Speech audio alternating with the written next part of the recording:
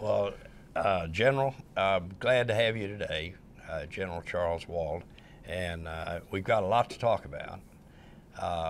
It's easy for us to talk because we're both patriotic Americans. Absolutely. And we're not too happy with what's going on right now. Right. But you have been commander Europe and several other places. I know you played football for the Atlanta Falcons and set some records there. They were brief, but Well, I actually set some in college that are still there. North Dakota State. Yep. Good school. Yep. Good school. You Yep. guys always win. Yeah. Well, they've won 4 in a row national championships at the 1A level. That's pretty good. See, I've never had a national championship at Oklahoma State. We won 2 while I was there. We won, so That's big. Yeah. That's big. Yeah. If there's anything that Americans like to do, it's win. winning is a good thing. It is. I mean, the alternative sucks. It does suck. Oh, what was it Lombardi said about winning? It isn't everything, it's the only thing. Yeah, that's right. Yeah. That was it.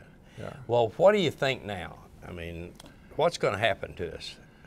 Yeah, let's focus on the Mideast. Okay, so I worry about I worry about where we are because of the I think the void that's been allowed to occur in the Middle East.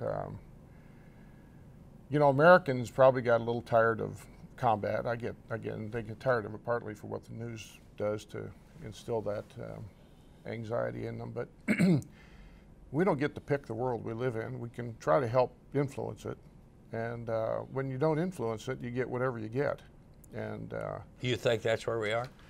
I think the idea that we were too, I guess you could call it in layman's terms, pushy around the world, that we were trying to influence things too much, that we were kind of heavy-handed, that we were trying to make things in the way we wanted them, was overplayed.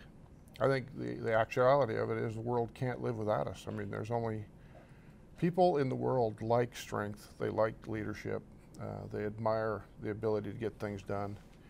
And when you don't act that way, you're going to kind of get what you want. And then people that don't necessarily have that power start influencing things. So I think we've allowed a vacuum to occur, and we're seeing the result of it. Well, but we got ourselves in a peculiar position. We truly were the only superpower. Well, we were for a while. Well, you look at the Russians. You've read Francis Fukuyama's book, right? The End of History. And it's a good essay, and he talks about how we became the monolithic power in the world after the Cold War ended.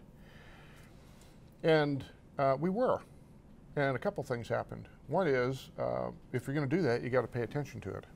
And you got to say, we're going to pick that up. You got to pick it up and take on the responsibility. That's right. Then it takes energy, it takes a lot of money. It takes you know, it takes some sacrifice, and everybody in the world doesn't love you. And if you also shirk that responsibility because we become inward-looking, or isolationist, if you will, then bad things will start happening. And I think we got a combination of lazy and lack of interest, and we're. I think it's more than that. Yeah, probably. It could be malicious in some ways, or intentional, let's say. but at the very least, we got lazy and lack of interest. And then, as things started going, what I would say south, instead of saying we've got to pay attention and pick ourselves up here and be leaders, we abrogated that leadership. I think we, under the auspices that it was pushy, that we were being arrogant, and it's unfortunate because where we've left the world is in a much worse spot, in a more dangerous spot, a more turbulent spot. But has our military, have we actually lost, not lost, but has our military been downgraded? Not by our personnel. You can't downgrade Americans. Well, but I'm talking about just equipment. And no, I would say that's an absolutely insightful comment, because just like you say, I mean, there's given a fight, not a fair fight, just a fight. Nobody's going to beat the U.S. military right now. So we have good people, they know how to fight. We've got good leaders. The problem over the last 15 years or so, we've spent quite a bit of our money on commodity spend, bullets, fuel, operational costs. and we haven't recapitalized the fleet. And so the fact that we have a fairly good-sized defense budget, and at one point it was $700-some billion, which was more than all the rest of the world put together. Thank So what God are for you America. now? Half that? We're about 613, coming with the supplemental, they call it OCO. The problem with it is we're not recapitalizing our military capability. We're not recapitalizing airplanes, or ships are going to be down to 275 instead of 600 when Ronald But we're Reagan. lucky, though. Yeah. We don't have a competitor out there. Well, we don't, but here's the point. I mean, I think we probably have more of a competitor than people give us credit for, and that's this. First of all, Russia, I mean, given a full-up combat capability minus nuclear weapons, we'd kick their, tail. China would be a little harder because they're so big and they're distant. There's so damn many people. But they have so many people. But here's the thing that people are forgetting about what you just said.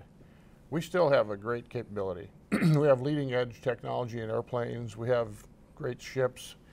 Nobody has aircraft carriers like we do that are a tremendous asset as far as I'm concerned. I'm a huge aircraft carrier fan right now. Submarines, same thing. How many other countries in the world? What do we got? We got 12. So here we have 11. 12. We have 11. Okay. And nobody else has more than one. Which one did we decommission? Oh, they go, the Kennedy, the Nimitz, the Enterprise, they all have gone, they go, and we're building new ones. The Ford class is the new one. It's a fantastic ship.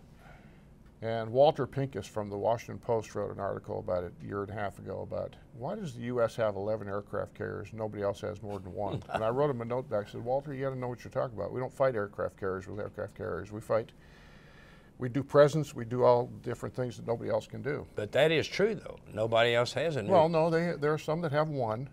Who? Well, there's some that have two. Matter of fact, the Brits and the French each are looking at two. But the Russians have purchased two. They're junior size carriers. Yeah, they're jump jet carriers, and they're the baby, not the mama carrier. We're the papa bear carrier, and they're the baby bear carrier. But they have something. And matter of fact, ironically, a couple of years ago, the Brits and the French were going to share a carrier because they couldn't afford it. Oh, I remember that. Oh, and I'm going, really? I mean, they've got a train on it. Yeah. No, yeah. Seriously. But so yeah, I mean, we still have some throw weight, but we haven't been recapitalizing. We have a lot of modernization to do. If you look at, I'm an Air Force expert, so if you look at the B-52 bomber, Boone, you know how old it's going to be when we retire it? 40 years old. 90. So we built it. Oh, wait a minute. When we retired? Okay. When it retires, it was built. It's 40 years old It came now. out in 52. Okay. So you got to figure that's 48 to 53 years old, or 63 years old, yeah. I should say. Yeah. And we're going to retire in another 27 years. By that time, the great-grandchildren of the pilots that first flew it are going to be flying that airplane. Now, there's some upgrades in avionics and things. It tells you how good we are. Well, it tells you that we're able to upgrade. But see, you're not old enough to remember this. You're only 65. Yeah, well, it's a good thing. But see, I remember the DC-3. Oh, I do too, the Dakota. Oh, you saw it in a book. Yeah, I did. Yeah, I did. I've seen it. But, I was in Africa not so long ago. Still flying them over there. I know it. But, well, those things are damn near 100 years old. Oh, yeah, heck, they're beautiful. But, again, the F-15 fighter, which I flew for 15 years, is still operating. It's 40, almost going on 50 years old. F-15. It's a great airplane. It's one of the top in the world still. F-16 is only a couple of years younger. And you look down the list of... When was I was on a Reagan carrier for a couple of days. That was F-18 Hornets. Yes. And when did that airplane? Same time frame, about the late 70s, early 80s. So it's there. They're being replaced by the F-35, as you know, Boone. But going back to the recap, where we've got to keep our technological edge. And it's both our R&D, research and development edge, as well as just equipment edge. And the world is becoming prolific. If you look at space, you know how many there are, I'm going to ask you, there are over 80 countries that have assets in space. At one time, space was our domain, period. And then Sputnik went on, we had the big competition. And up until now, I think people still think, well, the U.S. has got the big advantage. We do in a way, but maybe not so much. GPS. I use GPS every day, all the time. The people in the world use our GPS.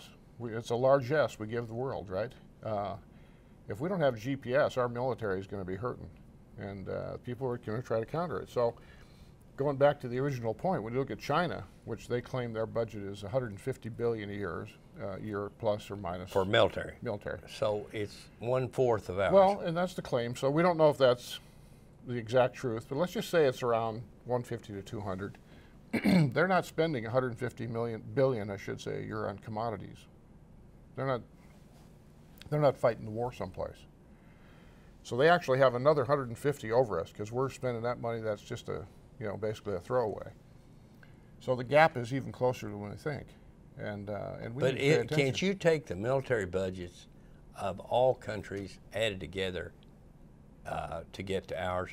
Yes. Well, it used to be. It's a little less than that now because we've cut a little bit since about 2009. But at once, yeah. So we have a large one. But again, look at.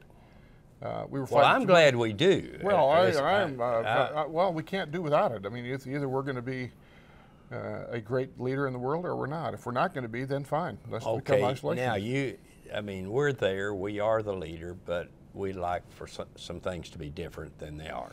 Okay. Well, the number one difference is policy. I mean, period.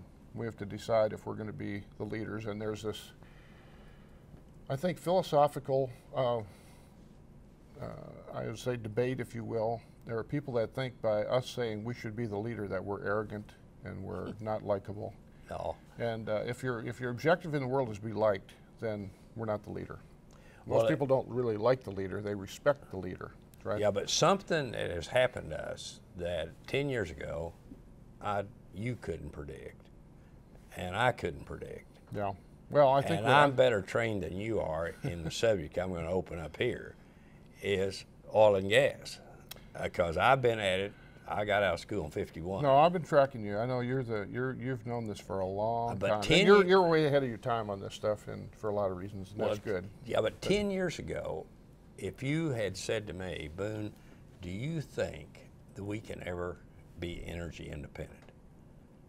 I would have said no way, unless we go to other forms of energy, nuclear being one of them. But never. No, you're absolutely spot on. And so nobody really predicted it, right? Right. And so here, your industry, and hats off to the oil and gas industry. I'd have to say, I mean, the fact that the only reason they were there, they weren't there patriotic. Had nothing to do with it. Hey, the capitalism is not a bad motivator. I don't have any right. problem with that. That's okay. That's our country. Sure. That's what we live for. By the way, so in the military, we live for certain things, right? Number one is we live for the honor of our country. 2, civilian control. 3, to defend the way of life we like, which is capitalistic. Yeah, 4 is the individual's right to live however they please.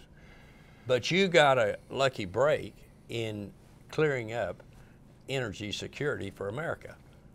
And that's what happened. We got a huge, but you know what? And we do not, now, here's our friend, the Israelis. And by the way, I have to say I'm a big Israeli fan. Yeah. But we don't have to be in the Mideast for oil. oil. I think you're absolutely right. But that's why we went. Well, we went there. No, you're right. I mean, strategically, we were there. And for me, I mean, actually, this started back in when President Roosevelt and King Saud signed the agreement with the U.S. and Saudi Arabia, right? Yeah, we thought after the Arab embargo, it scared the crap out of everybody. Should have. And so at that point, we came to a logical conclusion.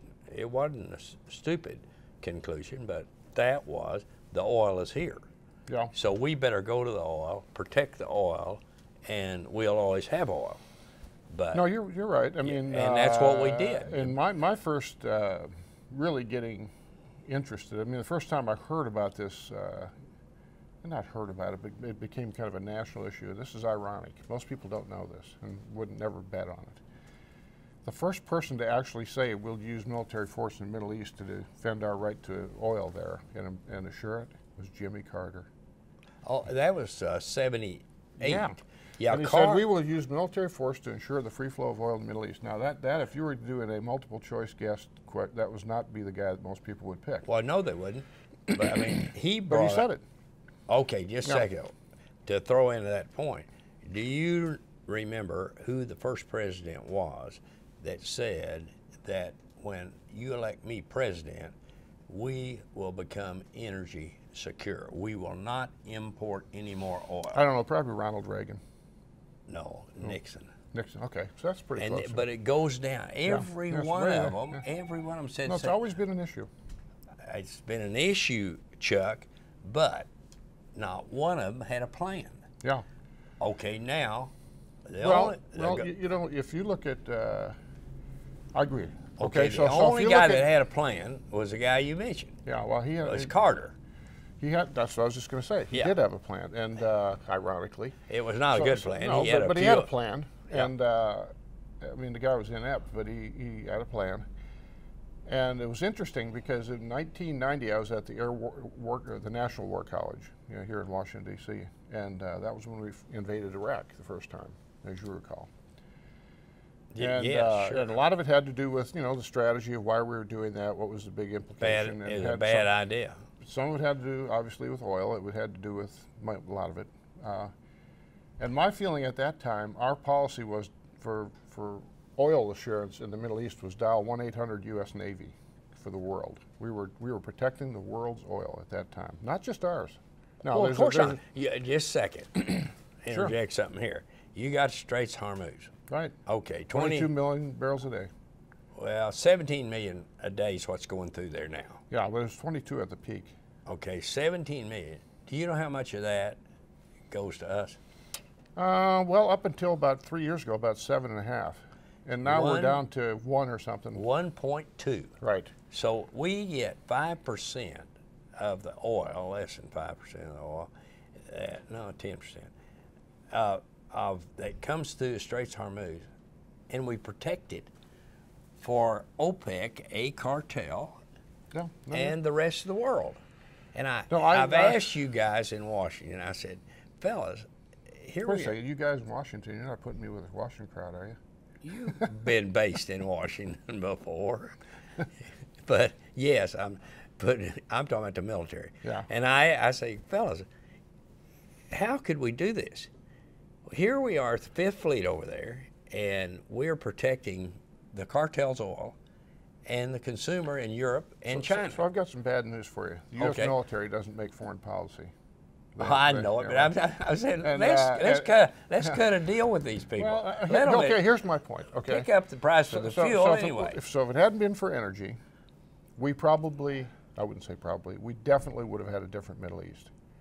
Now, I will say that, and I've said this for a decade, that is Israel and oil.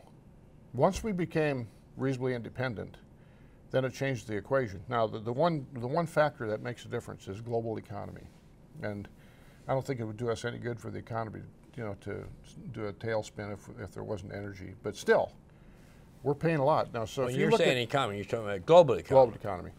Yeah, so but why now? Now if you look at the cost of a barrel of oil, military. If you look at the cost of a barrel of oil, just a second, military. We're number one military. Now we're going to be global economists. We're going to keep the economy going for the globe. We can't take on all. We're globalists. Okay. Okay. So we need a market. I mean, again, you can. Cheney calls me an isolationist. Yeah, I don't think you're an isolationist. I know you're not. But, they're probably a realist. But again, you're right. Why should we be doing all this ourselves? Now, again, here, let me just put it in perspective. I think we need to have partners that ought to pay their way. I am not at all sympathetic of Europe that they can't find themselves to build military capacity, and they're on a free ride basically. That's not good, and I think we need partner capacity. It's only fair for those that are. I mean, the European Union is making a lot of money on the economy around the world, right? And so sure. And so they should pay their part. They should do their part. So I'm 100,000% for that. In the interim, unless we start doing some pretty smart international diplomacy, which takes effort. Are you encouraged? So I think we should step back. Leadership like yourself, others. I've seen some of your friends that were here today. We need really a strong, open discussion, a real discussion on what is our foreign policy. What are we going to do going forward? We still have to take care of the fires that have been started around the world. Okay, but we got to have a plan here. Okay, but you have to have leadership with the plan. No, leadership is key. Well, If you sure don't it have is. that, you'll never have a plan. No. Yeah, and so we don't have a plan right now. No, we don't have a plan. My dad said, I still remember when it was, February 1949, and I'd have been in school a year and a half. And he said, son, he said, you don't have a plan. He said, you started out in veterinary medicine, now you're in the business school. He said, you have no plan. And he said, a fool with a plan can beat a genius with no plan. He said, your mother and I are afraid that you are a fool with no plan. Well, what about a genius with a plan? That's what? So you did okay. Well, he told me, he said, you get out of school in June of '51. And he said, you're not on that same track, but your mother and I are, and we're going to stick to it. You get in geology or engineering and get the hell out of school. Yep. But you get a plan. So the next day, that was on a Sunday, and I was at school. He had come over to see me at Stillwater, Oklahoma. And Monday, I got my transcript, went over to the dean, and I said, Dean, I said, look at this and tell me, can I get out of school in geology in June of '51? And he looked at it and did some figuring, and he said, you know, Pickens, if you carry 2 18s, a 19 in the summer school, he said, you'll make it. And I said, you won't believe this, Dr. Monette, but I now have a plan. And I took the 19 first, the 2 18s, the summer school in between, and I got out in June of '51. I finished in the top of my class. Yeah, well, that's motivation. But that's a plan. Well, it is. It's also gumption and What now is the plan? that. I think we need to have, you know, again, it's the leadership issue. So I can't see right now that an administration with a year and a half or so is going to all of a sudden change some big strategic plan in the world. So I think the best hope we have is that the next administration comes in with a view of foreign policy that's a little more, I guess, in our view, which would be that we need to be leaders, that we need to have a strategy around the world with partners and execute that, and take some lumps if we have to, but it's going to be hard, and we need to incorporate serious partners. But we got to be the leader, and if we don't, we're going to keep floundering down the road in a bad way, I think, which is not what America stands for. I couldn't agree with more. The key word is leadership. Yeah, We've got to have leadership. I agree 100%. Chuck, Thank you. thanks. Good Thank to see you. you. Good to meet you.